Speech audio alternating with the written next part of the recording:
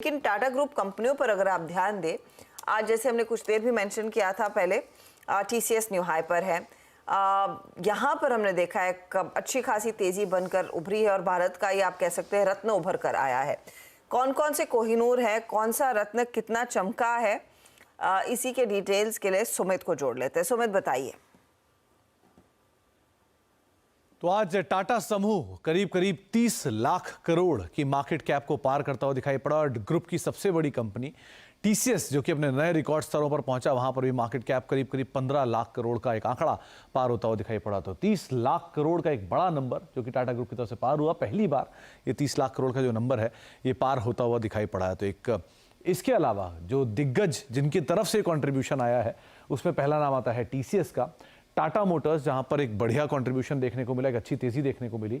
Titan और Tata power यहां पर भी जोरदार रफ्तार आई जिसके दम पे पूरे ग्रुप की मार्केट कैप में एक अच्छा उछाल आता हुआ दिखाई पड़ा।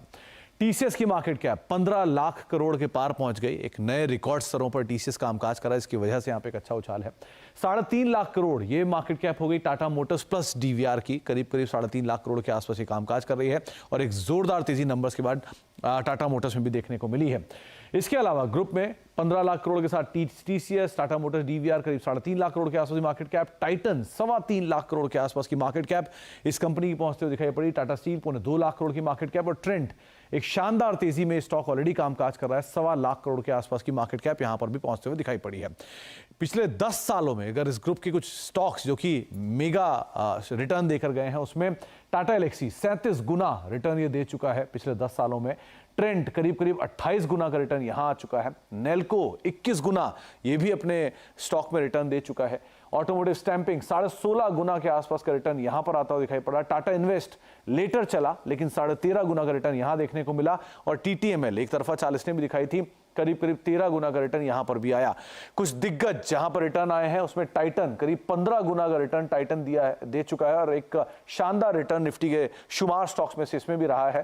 टाटा कंज्यूमर 7.5 गुना का रिटर्न ये दे चुका। टाटा पावर करीब 4.5 गुना का रिटर्न दिग्गजों में इसने भी दिया। इसके अलावा टाटा स्टील 3.25 गुना का रिटर्न देने वाला स्टॉक टीसीएस नए ऑल टाइम बाई हाई पर है लेकिन अब तक सिर्फ 3 गुना का रिटर्न यहां पर भी आता हुआ दिखाई पड़ा और टाटा मोटर्स और टाटा मोटर डीवीआर मिलाकर करीब 1.5 गुना का रिटर्न यहां पर भी देखने को मिला है। तो एक अच्छी तेजी हमने मिड कैप स्मॉल कैप में देखी है लेकिन दिग्गजों की तरफ से रिटर्न अभी भी बाकी है और एक जोरदार तेजी के साथ ये ग्रुप करीब 30 लाख करोड़ के पार पहुंचता हुआ दिखाई पड़ रहा है। शुक्रिया सुमित, नाम बहुत अच्छा है, शीर्षक बहुत अच्छा है, बाजार का रत्न टाटा, इसमें कोई राय नहीं है, गजब है। मैंने अच्छा टाटा मोटर्स को देख लीजिए, टाटा पावर को देख लीजिए, टीसीएस को देख लीजिए, आप आज सब ने अगर आप देखें बेमिसाल तेजी दिखाई और टाटा कंज्यूमर को देखिए आप ऑल टाइम हाई के नज़दीक आता हुआ। मयूरेश, ऑल्दो आई मीन जिसके पास होल्डिंग है उसके लिए तो कोई दुविधा का विषय नहीं है। अब मेरा ये प्रश्न ये आता है कि अभी भी कुछ एडिशन के लायक अगर आपको नजर आ रहा है जहां पे वैल्यूएशंस आपको थोड़े बहुत डिफरेंशियल प्ले करने का स्कोप दे रही हो?